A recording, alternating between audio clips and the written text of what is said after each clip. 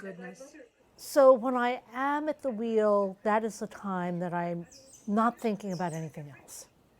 So it is centering time for me. I mean, I'm even finding it hard to concentrate long enough to do a half hour of yoga. For 64-year-old Victoria Rosenblatt, making miniature pottery in her Brooklyn home is essential for her mental health in these uncertain times.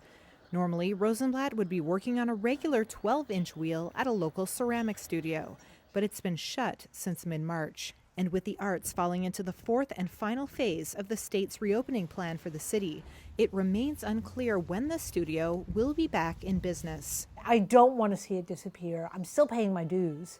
I'm still doing whatever I can to support them, hoping that they're going to be able to limp through until they can open again. Pedro Ramirez is co-owner of Mouse Ceramic Studio. A business that doesn't evolve in this time, I think will go extinct. Mouse has 4 employees and recently received a PPP loan, but Ramirez says he must eventually pay most or all of it back. And if the studio, which is a gathering space for students and members, is forced to stay closed, debt will destroy the current business model. It's like a trickle effect. If the bank wants their money, then our landlord wants his money, and we have to pay up even though we're not able to be open. And again, that's why we're moving to online learning, selling online kits, and various other creative ways to use clay and art materials at home.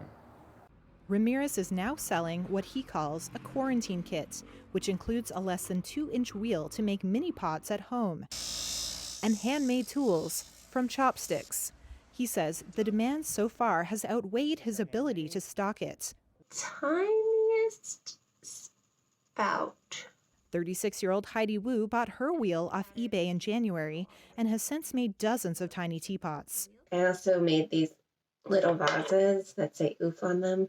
So that's how I was feeling at the time. Wu, who is also taking time off work to heal from brain cancer, says she depends on the meditative quality of her craft. She's in Maine looking after her sick father-in-law while her own parents remain in New York. I can't do anything about the global crisis. I can't even do anything to help my parents.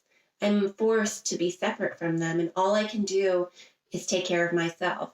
And this mini wheel has offered me a way to take care of myself so that I don't fall into depression right now. People have told me that it saved their life. I'm not kidding. People have said, clay saved my life. People say clay's my therapy.